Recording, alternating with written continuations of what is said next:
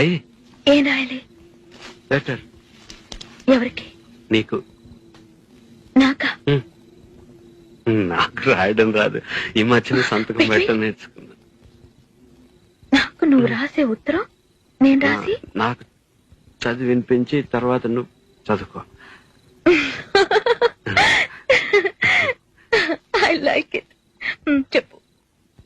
నేను ఊహించుకుంటే కవిత మనసులో వరదలా పొంగుతుంది, కానీ అదంతా రాయాలని కూర్చుంటే అక్షరాలే మాటలే.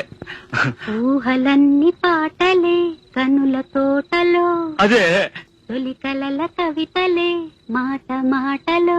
అదే బ్రహ్మాండం. కవిత కవిత పాడు. కమ్మని ఈ ప్రేమ లేఖనే రాసింది హృదయమే,